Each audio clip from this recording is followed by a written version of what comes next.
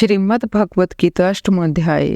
अर्जुन ने कहा, हे पुरुषोत्तम, वह ब्रह्म क्या है, अध्यात्म क्या है, कर्म क्या है, अधिभूत नाम से क्या कहा गया है और अधिदेव किसको कहते हैं? हे मधुसूदन, यहाँ अधियज्ञ कौन है और वह इस शरीर में कैसे है तथा युक्त चित्त वाले पुरुषों द्वारा अंत समय में आप किस प्रकार जानने में आते हैं?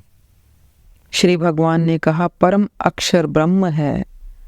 अपना स्वरूप जीवात्मा अध्यात्म नाम से कहा जाता है तथा भूतों के भाव को उत्पन्न करने वाला जो त्याग है वह कर्म नाम से कहा गया है।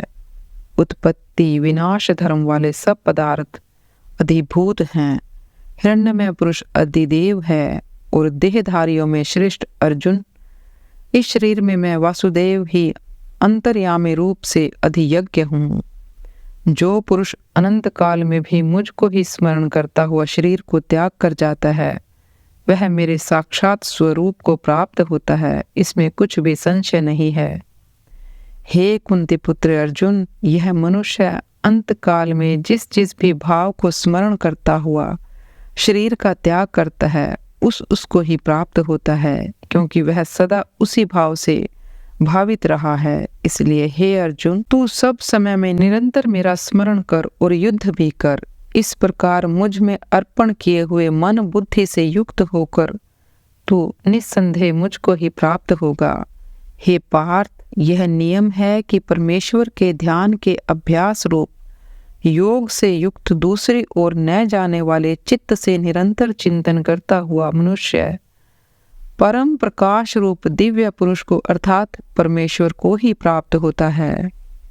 जो पुरुष सर्वज्ञ, अनादि, सबके नियंता, सूक्ष्म से भी अति सूक्ष्म, सबके धारण पोषण करने वाले अचिंत्य स्वरूप सूर्य के सदृश नित्य चेतन प्रकाश रूप और अविद्या से अति परे शुद्ध सच्चिदानंद घन परमेश्वर का स्मरण करता है, वह भक्ति युक्त पुरुष अनंत काल में भी योग बल से भृकुटी के माध्यम में प्राण को अच्छी प्रकार स्थापित करके फिर निश्चल मन से स्मरण करता हुआ उस दिव्य स्वरूप परम पुरुष परमात्मा को ही प्राप्त होता है। वेद के जानने वाले विद्वान जिस सच्चिदानंद घन स्वरूप पद को अविनाशी कहते हैं, आसक्ति रहित यत्नशील सन्यासी महात्मा जन जिसमें प्रवेश करते हैं और जिस परम पद को चाहने वाले ब्रह्मचारी लोग ब्रह्मचर्य का आचरण करते हैं, उस परम पद को मैं तेरे लिए संक्षेप में कहूंगा। सब इंद्रियों के द्वारों को रोककर तथा मन को हृदय में स्थित करके फिर उस जीते हुए मन के द्वारा प्राण को मस्तक में स्थापित करके परमात्मा संबंधी योग धारणा में स्थित होकर जो पुरुष ओम इस अक्षर रूप ब्रह्म को उच्चारण करता हुआ उसके अर्थ स्वरूप मुझ निर्गुण ब्रह्म का चिंतन करता हुआ शरीर को त्याग कर जाता है, वह पुरुष परम गति को प्राप्त होता है। हे अर्जुन, जो पुरुष मुझ में अनन्य चित्त होकर सदा ही निरंतर मुझ पुरुषोत्तम को स्मरण करता है, उस नित्य निरंतर मुझ में युक्त हुए योगी के लिए मैं सुलभ हूँ, अर्थात उसे सहज ही प्राप्त हो जाता हूँ। परम सिद्धि को प्राप्त महाजन मुझको प्राप्त होकर दुखों के घर एवं क्षणभंगुर पुनर्जन्म को नहीं प्राप्त होते। हे अर्जुन, ब्रह्मलोक पर्यंत सब लोग पुनरावर्तित हैं, परंतु हे कुंती पुत्र, मुझको प्राप्त होकर पुनर्जन्म नहीं होता, क्योंकि मैं कालातीत हूँ और ये सब ब्रह्मादि के लोक काल के द्वारा सीमित होने से अनित्य हैं।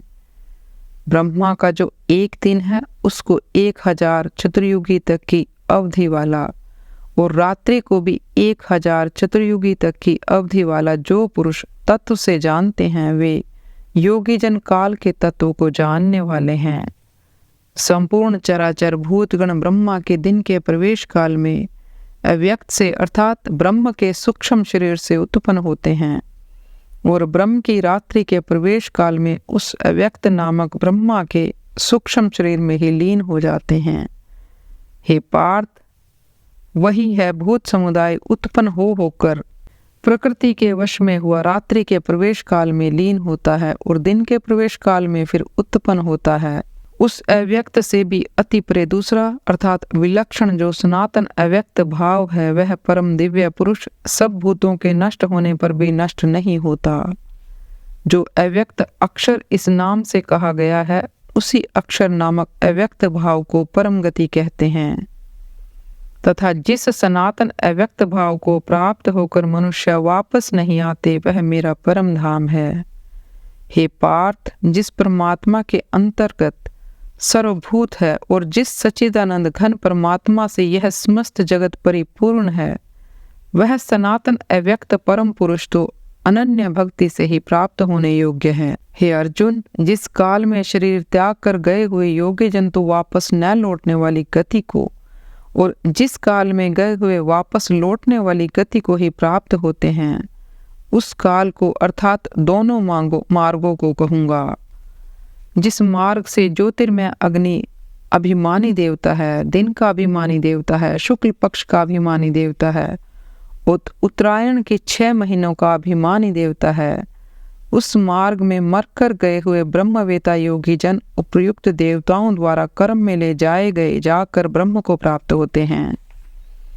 जिस मार्ग में धूमाभिमानी देवता है, रात्रि अभिमानी देवता है तथा कृष्ण पक्ष का अभिमानी देवता है और दक्षिणायन के 6 महीनों का अभिमानी देवता है, उस मार्ग में मरकर गया हुआ सकाम कर्म करने वाला योगी उपयुक्त देवताओं द्वारा कर्म में ले गया हुआ चंद्रमा की ज्योति को प्राप्त होकर स्वर्ग में अपने शुभ कर्मों का फल भोग कर वापस आता है। क्योंकि जगत के ये 2 प्रकार के शुक्ल और कृष्ण अर्थात देवयान और पितृयान मार्ग सनातन माने गए हैं। इनमें एक के द्वारा गया हुआ जिसमें वापस नहीं लौटना पड़ता, उस परम गति को प्राप्त होता है, और दूसरे द्वारा गया हुआ फिर वापस आता है अर्थात जन्म मृत्यु को प्राप्त होता है। हे पार्थ, इस प्रकार इन दोनों मार्गों को तत्व से जानकर कोई भी योगी मोहित नहीं होता।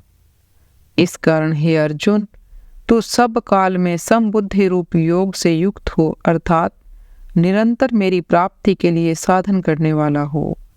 योगी पुरुष इस रहस्य को तत्व से जानकर वेदों के पढ़ने में तथा यज्ञ तप और दान आदि के करने में जो पुण्य फल कहा है, उन सब को निस्संदेह उल्लंघन कर जाता है और सनातन परम पद को प्राप्त होता है। श्रीमद् भागवत पुराण 8वां अध्याय समाप्त।